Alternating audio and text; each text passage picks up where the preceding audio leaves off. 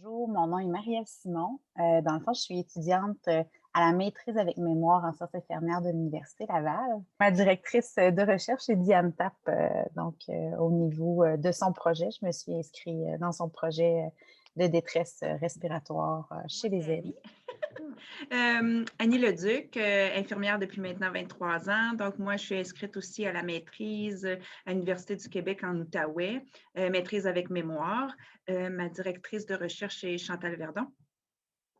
Et puis, je suis aussi assistante de recherche dans le projet de recherche intemporelle qui vise à comprendre le deuil ou du moins à voir comment les intervenants de la santé voient le deuil.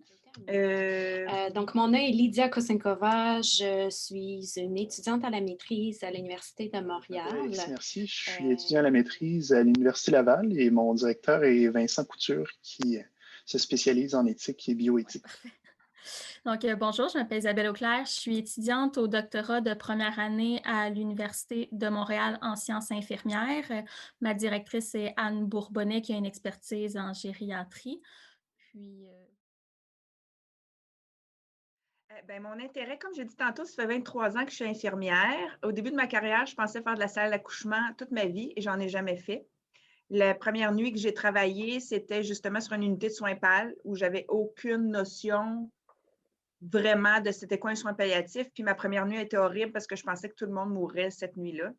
Alors qu'au matin, quand ils se sont levés, ils étaient tous au lavabo en train de se brosser les dents. Fait que je me suis dit, OK, mais d'abord, ma définition des soins palliatifs, à moi, c'est pas ce que je pensais. Fait que j'ai toujours eu un intérêt. J'ai travaillé 2 ans en soins PAL. Après ça, 10 ans à l'urgence où on en voyait moins. Mais j'ai toujours eu cette facilité-là. J'étais l'infirmière qu'on envoyait annoncer les mauvaises nouvelles ou accompagner les familles qui avaient des gens en fin de vie. Et je viens de terminer un 10 ans comme conseillère en soins infirmiers au don d'organes où c'est une option de fin de vie, là, le don d'organes. Donc, ça a été 10 ans de vraiment d'accompagnement serré, encadré auprès des familles endeuillées. Puis, quand je me suis inscrite à la maîtrise, c'est vraiment suite à un événement, parce que maintenant, c'est possible de faire don d'organes suite à une aide médicale à mourir. Donc, c'est vraiment après avoir assisté à cet événement-là, puis vu tout ce que ça avait engendré comme détresse, puis comme insécurité au niveau des professionnels, que j'ai eu l'idée de m'inscrire à la maîtrise. Puis mon dada dans la vie, ça aurait été un poste qui englobait justement soins PAL, don d'organes, tout ça ensemble. Puis le poste que j'ai obtenu, c'était ça. Donc, je suis vraiment sur mon X, comme on pourrait dire. C'est une clientèle qui m'a toujours, toujours, toujours intéressée. Ouais. Inspirant. Quand t'aimes ça, tu sais, Oui. c'est ça. J'aime vraiment ça. Pour ma part, dans le fond, ça fait 10 ans que je travaille comme infirmière clinicienne sur le terrain. Je vous dirais que mon parcours a été parsemé de soins palliatifs un petit peu tout au long de mes 10 années de carrière, mais aussi dans ma vie personnelle. J'ai eu la chance d'accompagner 2 de mes grands-parents, deux personnes qui m'étaient très proches. Donc, je l'ai vécu d'une autre façon avant de le vivre comme soignante. Effectivement, là, c'est quelque chose qui est venu tout de suite attirer mes intérêts. Par la suite, c'est sûr que dans mon travail, j'ai travaillé au niveau des soins à domicile, en santé communautaire, puis une grande partie de ma clientèle était des soins palliatifs. Donc, j'ai vraiment eu la chance, pour moi, c'est vraiment devenu une chance de pouvoir travailler avec les patients en famille là, avec lesquels là, j'avais à donner des soins fin de vie parce que j'ai pu vivre aussi des soins de fin de vie à domicile. Donc, ici, dans notre région, il n'y a pas de maison de soins palliatifs. Donc, c'est soit l'hôpital ou soit domicile. Donc, c'était quelque chose d'intéressant pour moi là, de découvrir cette facette-là aussi. Ça a été mes débuts, si on veut, en soins palliatifs. Par la suite, j'ai, dans le fond, été infirmière clinicienne, une personne ressource finalement sur une unité de médecine où il y avait des lits de soins palliatifs. Donc, c'est là aussi que j'ai pu interagir avec l'équipe de soins palliatifs de l'établissement. Encore là, aller me chercher des petites cordes à mon arc dans ce beau milieu-là. Ensuite, je suis devenue conseillère en soins infirmiers. Puis, j'avais le volet de soins palliatifs et lutte au cancer. Donc, c'était ensemble au niveau de mon type d'emploi. Puis, c'est ça, c'est là que j'ai commencé à mener des dossiers un peu plus spécifiques au niveau de soins palliatifs. Puis, mon intérêt, là, c'est vraiment précisé à cet endroit-là parce que j'ai vu comment maintenant la recherche pouvait s'inscrire dans mon clinique au quotidien, dans toutes les avancées, puis dans tout le contexte aussi qu'on avait là, dans les dernières années, toute la mise en place d'une nouvelle approche et tout ça. Donc, ça a été très formateur pour moi. Puis, en même temps, ça a été intéressant de faire découvrir ça aux soignants. Donc, dans ce transfert de connaissances-là. Mais là, j'avais le goût d'aller chercher un petit peu plus. Donc, j'ai amorcé mon processus de maîtrise durant là, ces dernières années. J'ai terminé ma scolarité, puis c'est ça, c'est suite à ça que j'ai décidé de travailler avec Diane Tapp au niveau de son projet qui était déjà en branle pour le protocole de détresse respiratoire. C'est un peu mon parcours. L'intérêt de soins palliatifs a toujours été au cœur de mes préoccupations. Et j'oserais même rajouter que s'il y avait une maison de soins palliatifs dans mon coin, c'est sûr que ça aurait été une option dans ma carrière.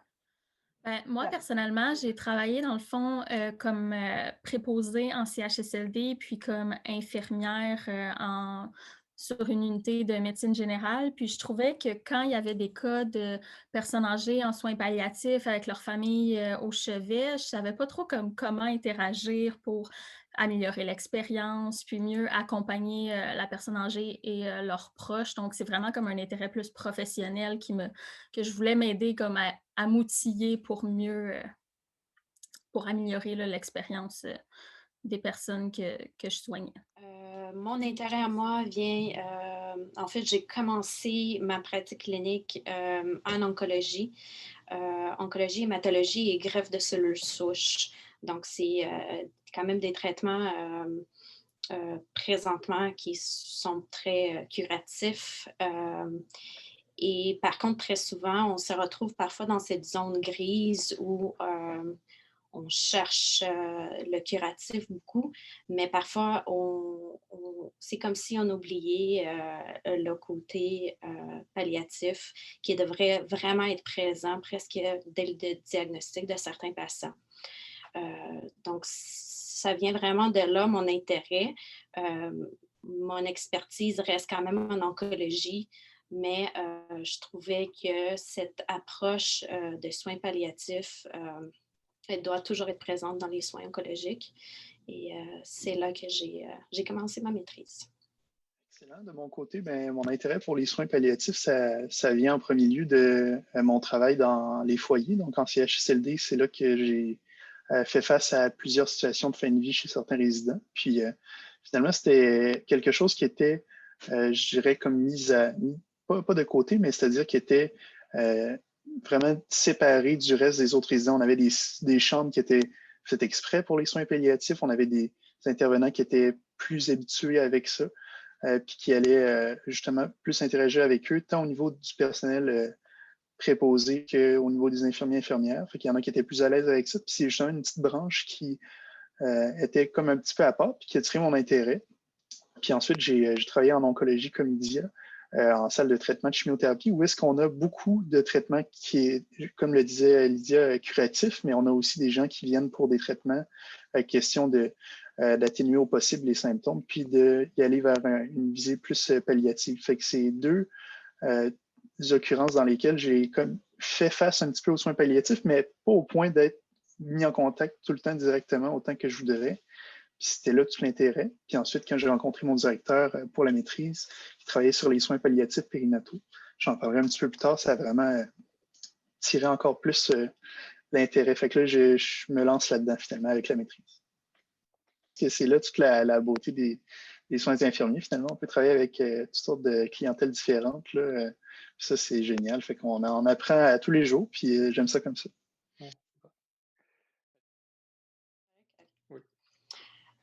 Donc, le but de mon projet est d'explorer la perception des infirmières face à la planification préalable de soins avec les patients hospitalisés vivant avec un cancer. Donc, mes questions de recherche qui découlent de ce but, dans le fond, c'est comment les infirmières perçoivent la PPS, donc la planification préalable de soins, durant l'hospitalisation avec cette clientèle, et quels sont les facteurs contraignants et facilitants à l'implication des infirmières dans la planification préalable de soins. Donc, c'est vraiment au niveau de la communication, qu'est-ce que les infirmières communiquent avec les patients à propos de la planification préalable de soins. Est-ce qu'ils savent quoi aborder, comment l'aborder? Dans le fond, c'est quelque chose de très large. C'est vraiment juste explorer généralement leur perception face à ce sujet. Puis vraiment, c'est le Advanced Care Planning, c'est exactement la traduction. Ça implique toute communication, exploration, communication du patient avec sa famille, avec les professionnels de la santé sur les soins qui s'en viennent. Donc, c'est quelque chose qui, en fait, est conseillé à faire à tout le monde, à la population générale, mais encore plus pour les patients qui ont des diagnostics et qui peuvent suivre avec un certain pronostic moins favorable. Dans le fond, de mon côté, je me suis inscrite dans un projet qui était déjà en cours au niveau de l'UCPQ. Donc, il y avait une collecte de données qui était amorcée au niveau des facteurs qui pouvaient contribuer à l'utilisation du protocole de détresse respiratoire chez les personnes âgées, donc provenant de différents milieux de soins aussi.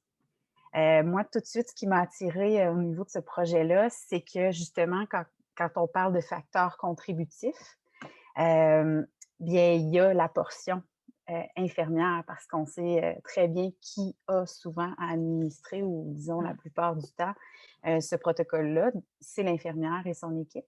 Donc, c'était là, moi, l'enjeu que je voulais aller vraiment identifier, voir c'était quoi les facteurs d'influence du travail de l'infirmière, soit par l'évaluation et les interventions qui sont posées dans l'utilisation du protocole de détresse respiratoire. Fait que moi, c'est vraiment Lavigne qui est venue me chercher parce que c'était quelque chose d'inédit, là, en fait, qui n'a jamais été évalué au Québec. Puis, étant donné que c'est une pratique qui est quand même propre au Québec, ce trio de médicaments-là. Ah oui? Oui, c'est quelque chose qui est propre au Québec, qui est quand même unique dans son utilisation, les 3 médicaments ensemble. Donc ça, c'était une avenue qui était super stimulante là, pour une personne qui était en recherche d'un projet de mémoire. Donc, c'est ça. Fait que c'est ma veine. Le but de ça, en fait, c'est d'aller chercher justement la place de l'infirmière dans cette prise de décision-là. Donc, dans le processus qui amène à utiliser le protocole de détresse respiratoire. Puis, évidemment, ça va amener aussi un regard, puis ça va amener des implications cliniques au niveau des équipes, dans le sens que comment les évaluations ont été réalisées, hein, parce qu'il y a un aspect très descriptif à mon projet.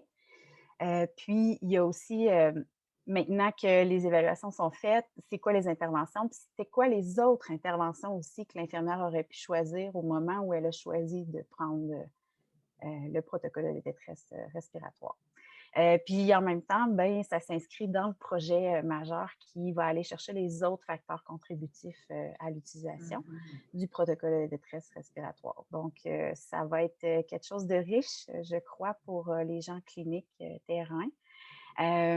Puis c'est quand j'avais une option de recherche, moi, c'était clair qu'il fallait que je redonne au terrain, étant très, comment je dirais, je suis très proche du terrain dans le sens que, en étant conseillère clinique, j'ai eu souvent à faire un transfert de connaissances, mais aussi à prendre les informations du terrain et à les ramener au niveau, du niveau plus opérationnel, décisionnel.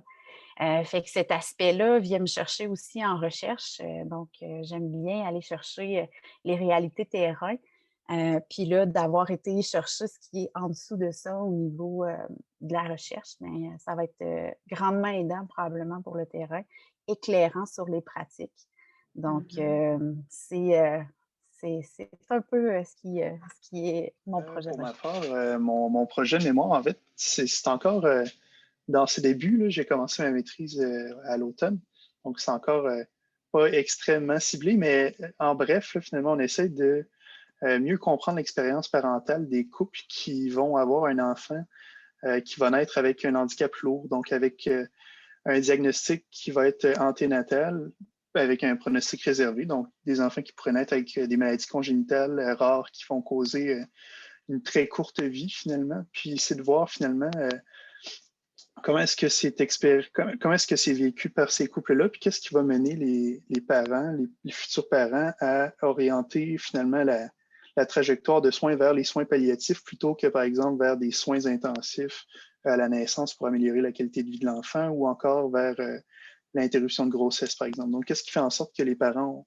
ont choisi cette option-là plus que d'autres? Puis, qu'est-ce qui peut être fait également pour améliorer l'expérience de ces parents-là dans la prise de décision?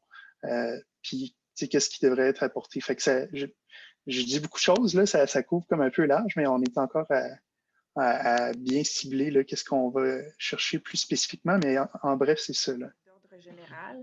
Donc, comment m'est venue l'idée? C'est comme je disais tantôt, c'est avec l'arrivée de l'aide médicale à mourir avec le don d'organes. Quand on a fait en Outaouais notre première situation en lien aide médicale à mourir, don d'organes, j'ai vu la journée de l'administration du soin à la dame, je n'appellerais pas ça une cohue, mais toute la fébrilité que ça a occasionné sur une unité de soins où il n'y en avait jamais eu, où il y avait, puis bon, je voyais que tout le monde avait le souci d'apporter le meilleur d'eux autres mêmes pour les derniers instants de la dame, mais c'était une fébrilité plus grande que nature. Tout le monde en est devenu qu'il ne savait plus ce qu'il avait à faire. Il y avait tellement le souci de prendre soin puis de ne pas lui voler ses dernières minutes que vraiment, je regardais ça aller, je disais, mais mon Dieu. Puis, beaucoup d'émotivité, mais personne à l'écoute de cette émotivité-là. Et ils se sont fait dire à plusieurs reprises, puis c'est vraiment ça qui m'a allumé, c'est, ben voyons, c'est une admission comme une autre ou c'est une situation comme une autre, fais comme tu fais d'habitude. Et là, moi, j'entendais les gens dire, mais c'est pas comme d'habitude. Mais personne n'était à l'écoute de ça. Puis moi, je me fais une ardente défenseur de, pas la qualité de vie au travail, mais de la santé mentale de nos professionnels, qu'on s'en occupe, qu'on normalise que les choses qu'ils vivent ne sont pas normales, que monsieur, madame, tout le monde ne vit pas ça ou n'a pas à être confronté à des situations comme ça, de façon récurrente aussi. Fait que ça, c'est ça qui m'a allumée et qui a fait que j'ai eu le goût de m'inscrire à la maîtrise pour aller voir ce qui se faisait. C'est sûr que nous, c'est relativement nouveau, aide médicale à mourir ici. Donc, il n'y a pas beaucoup de littérature. Il y en a ailleurs, mais c'est vraiment d'ordre les médecins, infirmières, pas beaucoup. Donc, je voulais vraiment, moi, aller documenter en premier lieu le vécu des infirmières en lien avec l'aide médicale à mourir. Ne serait-ce que de parce que j'ai pu voir la formation reçue ou l'absence de formation reçue. Ou, donc, regardez tout ça. Et ce que j'ai remarqué dans la littérature, c'est qu'on parle d'aide médicale à mourir en centre hospitalier, mais nulle part c'est nommé comment les infirmières vivent ça quand c'est en soins à domicile ou quand c'est en hébergement, qui peut être des facettes totalement différentes. Donc, c'est les trois groupes que j'aimerais aller, que j'aimerais documenter vraiment le vécu expérientiel en lien avec l'aide médicale à mourir. Là-dessus, il n'y a vraiment pas beaucoup d'écrits. Puis peut-être émettre, là, je vais peut-être un peu vite, mais émettre des recommandations en lien, comment on peut prendre soin de notre monde, comment on peut faire pour que ça ne crée pas toute cette émotivité-là. Au départ, l'aide médicale à mourir, c'est un concept, tu te dis, mon Dieu, comment les gens sont arrivés à prendre cette décision-là et en être sereins. C'est déstabilisant de voir comment ils sont sereins avec leurs décisions. Ça, c'est une chose. Comment ils en sont arrivés là, comment ça se fait. Fait que, tu sais, moi, dans le cadre de ça, je prends le temps de discuter aussi avec les gens qui ont demandé l'aide médicale à mourir. Là. Je me fais tout le temps une petite jasette avec eux autres de savoir ce qui les a amenés là. Tu sais, j'essaie de, moi, faire un cheminement là-dessus aussi. Là. Fait qu'en gros, c'est ça. Un peu. Je vais commencer. Les objectifs de mon projet actuellement, c'est de développer, mettre en œuvre et évaluer de façon préliminaire une intervention qui pourrait favoriser l'implication des proches dans les soins de fin de vie en CHSLD.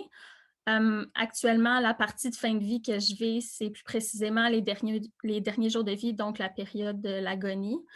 Puis, dans le fond, ça serait une approche collaborative, là, donc de développer l'intervention avec du personnel infirmier, des personnes plus au niveau de la gestion, des proches, des personnes âgées, pour que justement l'intervention favorise vraiment l'implication souhaitée des proches selon aussi en prenant en compte les diverses perspectives des avantages ou des inconvénients que ça peut engendrer. Donc, vraiment favoriser l'implication des proches, c'est ça, en collaboration avec les personnes des CHSLD.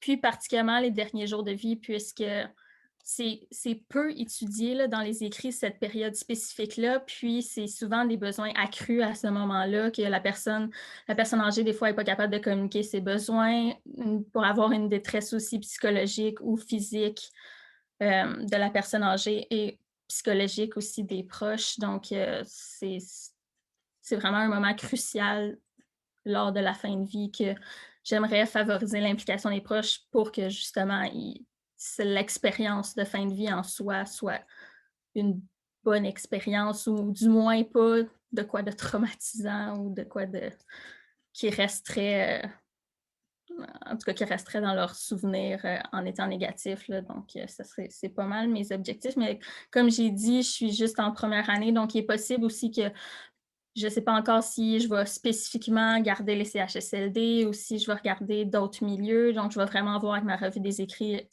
ils sont où spécifiquement les besoins pour que l'intervention soit le plus utile possible. Parce que là, dans le fond, c'est la continuité de mon projet de maîtrise que j'avais fait où j'avais exploré les perceptions de proches et d'infirmières, à savoir comment ils étaient impliqués puis comment ils souhaitaient être impliqués dans les soins de fin de vie. Puis ce qui ressortait, c'est que souvent les proches, ils ne voyaient pas le potentiel d'implication qu'ils pourraient avoir, que ce soit l'information qu'ils pourraient recevoir ou leur participation dans des tâches ou dans des soins. Là. Donc, je voyais vraiment un besoin après ce projet de maîtrise-là de développer une intervention pour qu'il y ait au moins le potentiel de s'impliquer s'ils veulent le faire aussi pour améliorer l'expérience. Donc, intéressant. Merci. Oui. Moi, de mon côté, si je parle d'aller valider ou d'essayer de comprendre le vécu des infirmières, c'est sûr que ce qu'elles vont vivre et les besoins qu'elles ont vont influencer leur rôle et responsabilités. D'après ce que j'ai pu voir, étant donné que je commence, c'est que ce n'est pas parce qu'elles sont capables ou elles ne les connaissent pas, leur rôle et responsabilités, mais c'est quand le volet émotif de l'aide médicale à mourir arrive. Là, dans quelle mesure je les applique, comment je les applique, ça devient difficile parce qu'il y a comme peut-être pour certaines discordances entre leurs valeurs, leurs croyances et tout ça qui viennent teinter peut-être leur rôle ou qu'ils se demandent dans quelle mesure ils peuvent réaliser leur rôle et responsabilité. Ils ont une responsabilité d'apprentissage, ils doivent se documenter et ils doivent apprendre, s'informer sur l'aide médicale à mourir. Ils doivent, malgré le fait que peut-être ce n'est pas en concordance avec leurs valeurs, elles se doivent de donner suite à une demande. Quand quelqu'un te pose la question « Comment je fais pour demander l'aide médicale à mourir? » Tu dois l'adresser. Il y a plusieurs choses. Mais dans tout le contexte émotif autour, on parle d'objection de conscience, donc c'est tout comment elles se situent à travers ça et comment elles peuvent exercer leur rôle à travers ça en se respectant elles et en respectant vraiment la personne. C'est ça que j'essaie de définir. C'est peut-être pas encore très clair, là, mais je pense qu'en nommant de quoi elles ont besoin, qu'est-ce qu'elles peuvent vivre et tout ça, on va être capable d'intégrer ou de moduler comment on pourrait leur faciliter la tâche ou qu'elles se sentent plus confortables à exercer leur rôle et responsabilité comme infirmière.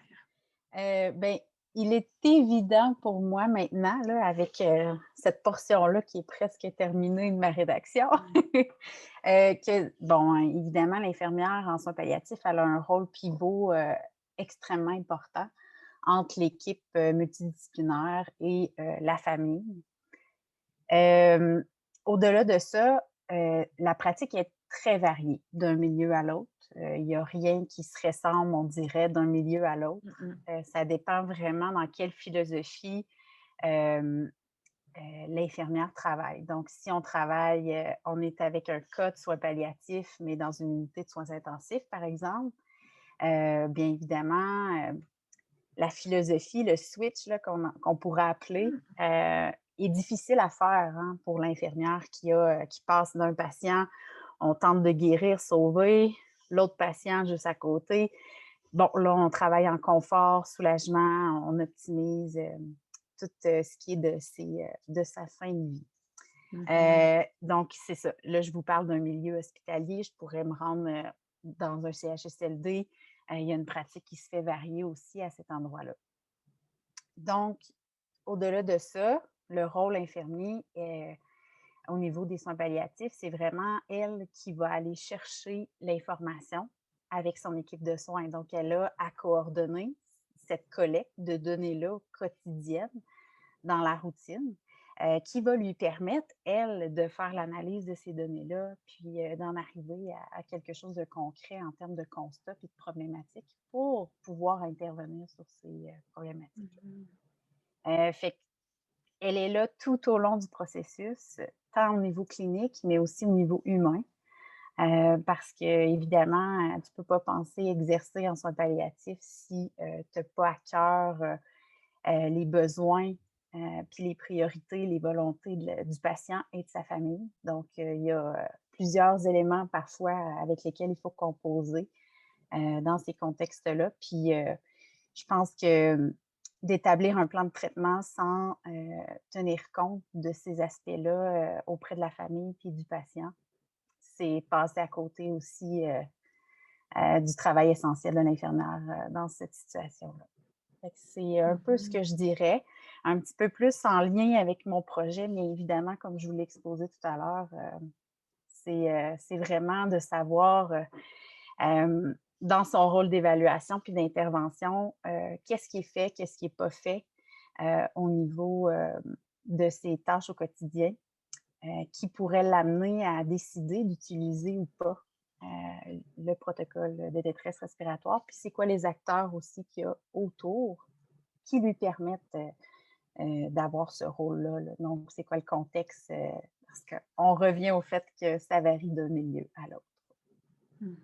Ben, premièrement, je pense qu'un rôle très important qui n'est pas juste en CHSLD, mais c'est de soulager la souffrance de la personne et aussi de ses proches dans ces diverses sphères, que ce soit émotionnel, spirituel, physique, psychologique. Donc ça, je pense que c'est essentiel du rôle de l'infirmière.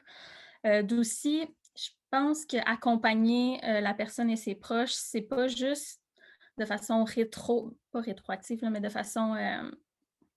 c'est d'être proactif, là, accompagner la personne. C'est pas d'attendre de se faire dire c'est quoi qu'elle a besoin, mais c'est vraiment d'aller explorer auprès des personnes et de leurs proches qu'est-ce qu'ils ont besoin comme accompagnement et de les guider là-dedans aussi s'il n'y a rien qui survient immédiatement, peut-être les guider un peu vers qu'est-ce que ça peut être, là, leurs besoins. Sinon, aussi offrir...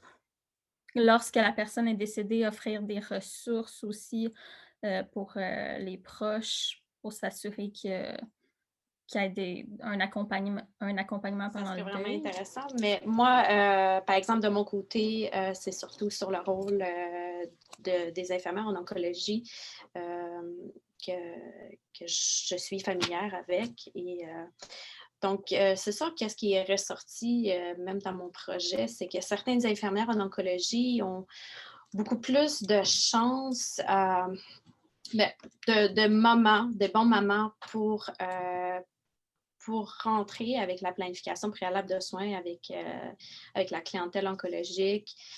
Donc, quelqu'un qui est dans un rôle d'infirmière pivot, par exemple, qui suit le patient durant quand même un certain temps, il y a une certaine connaissance qu'ils ont du patient, qui a une certaine proximité qui est là. Par contre, qu'est-ce qui arrive parfois quand le patient est hospitalisé sur une unité? Là, très souvent, il y a un roulement de staff. C'est des infirmières qui qui connaissent beaucoup moins le patient. Le patient est beaucoup moins confortable peut-être avec ces infirmières-là.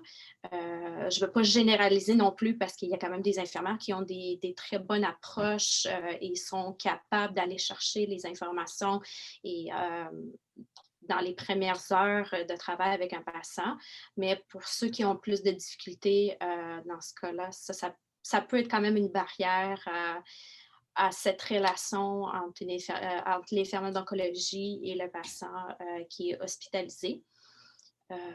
Puis comme je l'avais dit, souvent, il y a une certaine zone grise où est-ce qu'on hésite encore peut-être parfois de parler de soins palliatifs parce qu'on parle beaucoup de traitement, de recherche du curatif et très souvent on hésite d'en parler. Tant et aussi longtemps qu'il y a vraiment un certain moment qui arrive comme un changement de niveau de soins ou vraiment une équipe de soins palliatifs qui est consultée. Pourtant, les infirmières en oncologie sont très bien habilitées à le faire. Et donc, c'est un peu ça ma vision, c'est que les infirmières en oncologie sont capables quand même d'accompagner les personnes et les proches dans cette transition, comme tu l'as dit, soulager les souffrances, autant très, très d'avance, on peut dire, avant qu'on vient à la fin de vie vraiment. Donc, ça doit commencer le plus vite possible. Question. Honnêtement, il y a beaucoup de choses qui ont déjà été dites. Je n'ai pas grand-chose à rajouter, si ce n'est peut-être que encore là, ça recoupe un peu ce que Lydia disait là, par rapport à l'enseignement. Je trouve que c'est la place de l'infirmier ou de l'infirmière. Et il y a un bon rôle d'éducation, puis un rôle de vulgarisateur aussi, de démystifier c'est quoi les soins palliatifs. Il y a beaucoup de gens qui ne connaissent pas assez bien finalement ces soins-là. Puis le fait de expliquer qu'est-ce que ça implique concrètement, les soins palliatifs auprès des familles, auprès des personnes concernées, je pense que c'est quelque chose d'essentiel puis qui va venir finalement améliorer l'expérience de ces personnes-là et de leurs proches. Comme quoi, le fait de peu connaître vers où est-ce qu'on s'en va, quelle sorte de soins palliatifs desquels on peut bénéficier, ça peut vraiment augmenter le stress puis vraiment diminuer l'appréciation de la chose. Là, finalement, c'est quelque chose qui se veut bien souvent serein, quelque chose qui va se faire tranquillement. Puis des fois, il y a des personnes qui se sentent brusquées par le fait d'avoir leurs proches ou eux-mêmes dans ces soins-là, sans avoir eu tant d'explications. Puis ensuite, voilà. Donc, je pense que l'infirmier ou l'infirmière a sa place là-dedans pour mettre les points sur les i, bien clarifier qu'est-ce qu'il y en a. Un aspect qu'on n'a peut-être pas mentionné aussi, c'est la collaboration interprofessionnelle, que l'infirmière a quand même un rôle important à jouer là-dedans, que je trouve que, étant donné sa proximité avec la personne, ses proches et son accès aux autres professionnels, elle a vraiment un rôle clé là, à jouer dans l'approche palliative et de fin de vie pour transmettre l'information d'une personne à l'autre, que ça soit continu, là, les soins. Donc, je pense qu'elle a un rôle important à jouer là-dedans.